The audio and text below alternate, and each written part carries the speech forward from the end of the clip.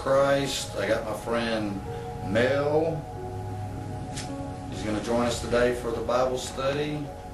He's got some testimony that I'd like y'all to hear. Thank you, Bruce and Mike. Y'all are doing an excellent job getting the word out. Getting a lot of feedback from the episodes we've done previous to this, and I'm excited about where this is going. So now we're trying to kind of get the idea of what we're doing to the city, to the people who can do something about the problems we have in our society, like homelessness, drug addiction, at-risk youth, no parents to raise them, hunger, anything you can think of we're trying to address. But Mel has a testimony. He just went through a program that helps we send people to. I'm going to let him give you a little brief description of what he's just gone through and where he's at now. All right, James. Yeah, I'm Mel Herdiska, and last year I was kind of on the streets out here off 103rd and ran into James and the Hand and Feet Foundation that he has going on here on 103rd. I was pretty down and out. I was on drugs and kind of living in dope houses and just doing about everything you can think of. Don't want to get deep into the story. I don't want to give glory to anything I've done. I give glory to God, but I do want to thank the Hands and Feet Foundation. They did send me on my way to a recovery place. It's called up there in Yulee. Set Free by the Sea. Set Free by the Sea, and it's right down on 17. I stayed there about 4 months, and it took about that long, and went through a lot of Bible studies, and I did a lot of work for them, doing just volunteer things.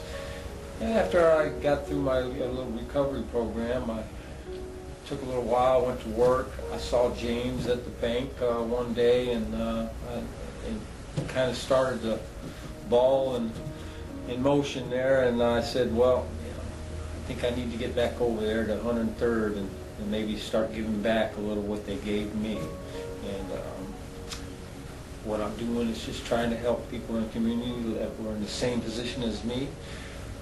Whatever I can do, but mostly what I'm doing is just volunteering, handing out food, clothes, whatever somebody needs. And I'm not saying it's from me or anything, it's from God. I mean, it's just something God-given, and James is just passing it on too. So that's a little story about me, and I don't want to go more about me. Let's just give glory to God that got me, saved me. Thank you. Amen. I appreciate that testimony. It's this isn't rocket science to us up here. We take people just like they come off the street. We don't know what their story is. We try to feed them a hot lunch. We make sure they got everything they need, hygiene-wise, clothes, and start getting them to Jesus Christ, find out where they're at with the Word. And if they have a drug problem, we try to steer them toward detox and rehabilitation, because usually that's what people need. To just, let your son or your aunt move into your house because they're on drugs and you want to help them, isn't necessarily the way to go. They need structure that we generally can't provide outside of about a 3+ month program. So I'd encourage you, if you are trying to help somebody get off of drugs, to approach it that way. Find you a good rehab somewhere that's low cost, that's in it for Christ, and they're discipling Christ, and maybe the AA program or the NA program. So anyway, what we do is from a position of humility. We just try to love these people in spite of anything that other people may be rejecting them because of having a drug problem, being homeless, not having a job, getting out of prison, whatever it is, we don't care. We just try to love them from where they come from, and to help work them up the scale on the foundation of Jesus Christ. So we're going to read out of John today. John 13:1 is where we're going in our Bibles. This is a story that I've heard in church, and I've asked the pastor what it meant. What does this mean? It sounded good to me. We go feed the people downtown every once in a while, Thanksgiving, Christmas. And I thought, that's kind of lame, once a year, just going. A lot of other people was doing it on the same day, but to wash somebody's feet seemed really humble to me. And Jesus did it in the Bible, stories in here. And when I'd say, why don't we do a foot washing, the preacher would laugh at me. No, that ain't what it means. It means just kind of taking care of each other. But Jesus did it. Jesus washed their feet, so this is a literal thing. This is a man humbling himself to the lowest point. God himself washing somebody's feet. And that's the moral of the story. So we're going to read through this, touch on a few points, and see what we can get out of it today. All right, you a good reader? You want to read the first part? I can read. Where you want me to go to? Which verse you want me to go to? I'll just let you read until I want you to stop. Yell out at you. Well, Jesus washes the disciples' feet. Now before the feast of the Passover, when Jesus knew that his hour had come, that he should depart from this world to the Father, having loved his own who were in the world, he loved them to the end. And supper being ended, the devil having already put into the heart of Judas Iscariot, Simon's son, to betray him. Jesus, knowing that the Father had given all things into his hands, and that he had come from God and was going to God, rose from the supper and laid aside his garments, took a towel and girded himself. After that he poured water into a basin and began to wash the disciples' feet, and to wipe them with the towel with which he was girded. Then he came to Simon Peter, and Peter said to him, Lord, are you washing my feet? Jesus answered and said to him, what I am doing you do not understand now, but you will know after this. All right, let's stop there. Okay. So that was verse 7 we read through it. That's good. 13:1 through 7.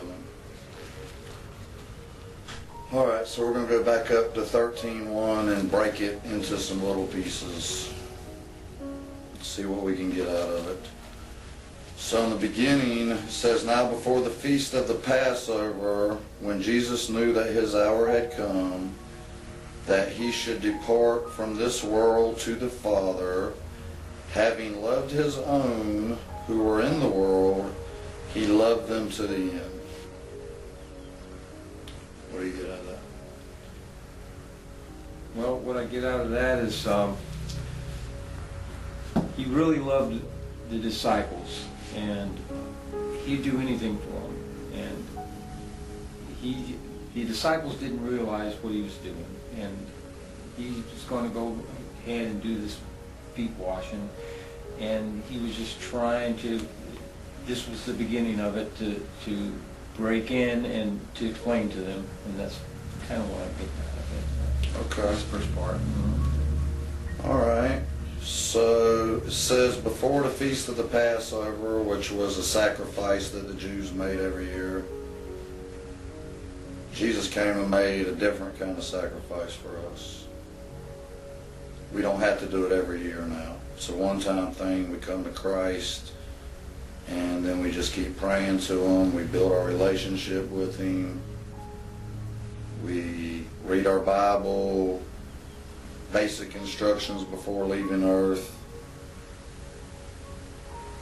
But he knew his hour had come, and he was about to leave them. The people that he loved on this earth. His family and his disciples especially, I would imagine. He had very close relationships with these people.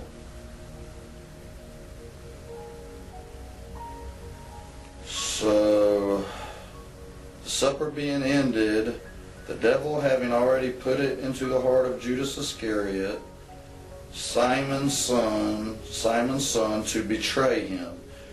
Jesus, knowing that the Father had given all things into his hand, he was still in control of everything, and that he had come from God and was going to God, rose from the supper and laid aside his garments. He took a towel and girded himself. After that, he poured water into a basin and began to wash the feet of the disciples, and to wipe them with the towel with which he was girded. So he started a process with them that they didn't understand why he was washing their feet. But it's a symbol of cleaning us up, of him cleaning us up. The nasty, our feet are usually like one of the dirtiest things on us, amen. Take off your shoes and socks. I might not want to wash a man's feet, but he washed all of their feet. Verse 6 says, Then he came to Simon Peter, and Peter said to him, Lord, are you washing my feet? Because this is like, you know, the person you respect more than anything in the world, and they're going to die, and they want to do something incredibly humble publicly for you. That blew me away. How about you? Sure would. I don't know if I'd want to wash my feet. I'm missing a couple big toenails on mine. Not even to mention, you might be embarrassed, Yeah. you know, to fool you. That'd be my first thought. I've been walking, it's been 3 days, Jesus, not me. I can understand why the disciples didn't want him to do it. I mean, they didn't understand yet why he wanted to do it. And this was a humble thing. I mean, I couldn't even imagine. I just want to cry until he died. They didn't understand what was happening, but this was a glimpse into what he was doing for us. So we're going to go to a commercial break, and we're going to chew up the other side of this.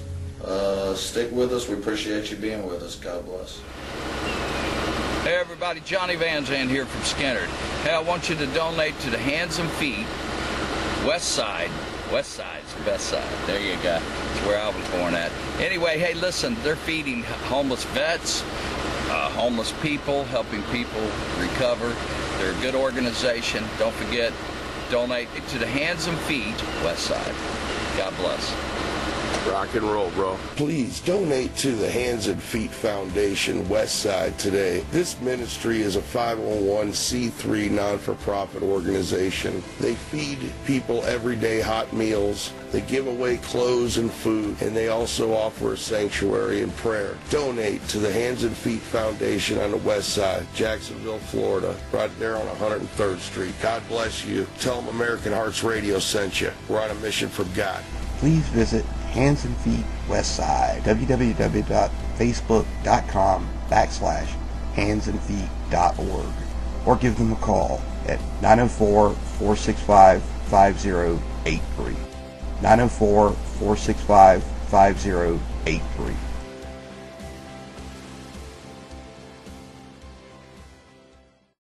Hi, Rich Norton here with Retriever Merchant Solutions. Retriever Merchant Solutions is an independent sales office for Vantiv credit card processing. If you're a small business and you're tired of paying high credit card processing fees with a lot of garbage fees and you're getting terrible service, time to call us. We're a direct processor. We're going to give you better rates, better service, and you'll be happy you're with us. Call 904-434-4635. Just ask for Rich Norton. I'll be blessed and happy to help you.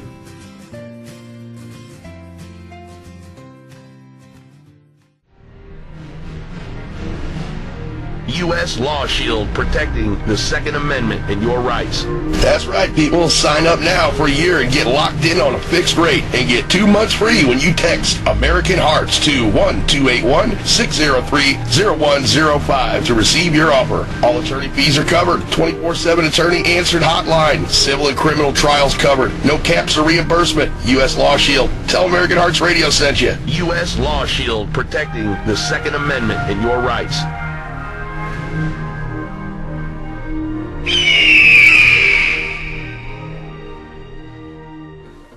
All right, we're back. All right, let's see. So we're back in John 13. We ended on verse 6. So we got a lot of reading to do in the next 15 minutes. Okay, verse 7. You want to read that for us? I can read that. Jesus answered and said to him, "What am I doing? You do not understand now, but you will know after this." Peter said to him, "You shall never wash my feet." And Jesus answered him, "I do not wash you. If I do not wash you, you have no part with me." Simon Peter said to him, "Lord, not my feet only, but also my hands and my head." Let's stop there. Okay. There's a whole lot in there. So in verse 7, Jesus answered and said to him, "What I am doing you do not understand now, but you will know after this." So Peter's arguing with him, "No, not me. Not my feet, Lord." He says, "You shall never wash my feet," which you better be careful what you tell God, number one. When somebody says something that they're saying, "No, I'd never do what you're doing," I say it again.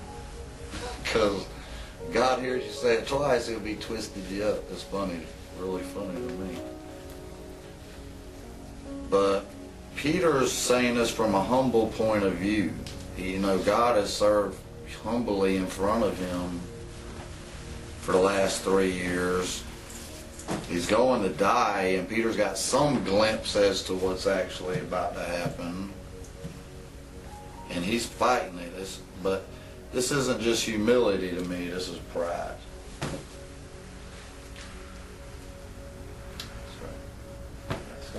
Completely agree with you. This is pride, because if God says, "I'm going to do it," you better let him do it. If he says, "Follow me," my suggestion to you is follow him. I'm listening to everything he says now. This is smart. Get on the same page as Jesus. Jesus answered him, if I do not wash you, you have no part with me." That's a warning to say, well, you better let me do what I said I want to do. Simon Peter said to him, "Lord, not my feet only, but also my hands and my head." So what does that mean? What do you think that means? Well, he figures, well, why only my feet? Why not, cleanse all of me? And as you'll see later on, it's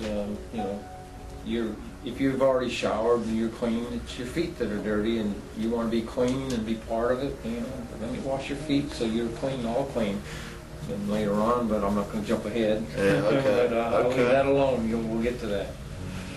All right, so in his head, he's thinking, go ahead and clean all of me, like the baptism, right? Mm-hmm. All right.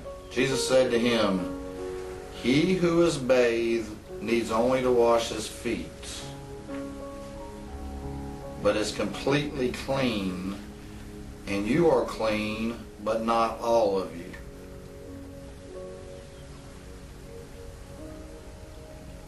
What does that mean? He's talking about Judas. He's talking about Judas. Yeah. He's not clean. They already know. He knows. The devil's already. Jesus knows. Yeah, Jesus knows already. He's already been sold out. The devil's already there, sitting there with him. Sitting right there at the table with him. And that happens with us sometimes, amen. I've been in a lot of circles with Christians that call themselves Christians, and their actions are Judas's actions. Sat in a lot of churches with a lot of good people who, they doing 90% of it, but when it gets to this humble part of the deal, where you're to serve, Matthew 25:40 says, when you serve the least of these, you did it for me. That's where the rubber hits the road. So, Jesus knows everything anyway, amen. He knew what was coming about. Not all of you, verse 11. For he knew who would betray him, therefore he said, you are not all clean. So when he had washed their feet, taken his garments and sat down again, he said to them, do you know what I have done to you? It's quite a moment if God just washed my feet, because I am perplexed. We know they're coming after him every time we turn around. They're trying to kill him, imprisoning him, trying to kill him for doing good. So everybody knows what's going down. So they're probably all bewildered at this point. That's what I think anyway.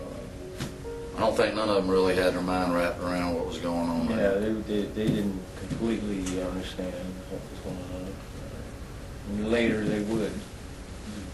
It's important for us to get a better understanding of what this Bible means instead of not knowing but the part we know or the part we want to agree with. We got to know everything it says. There's promises in here, but they come after you do something. It says when you do something, then. So there's before. People like to have half verses they lean on. Highly favored. If God is for us, who can be against us? But there's other parts in there. Anyway, he says, most assuredly I say to you, a servant is not greater than his master, nor is he who is sent greater than he who sent him.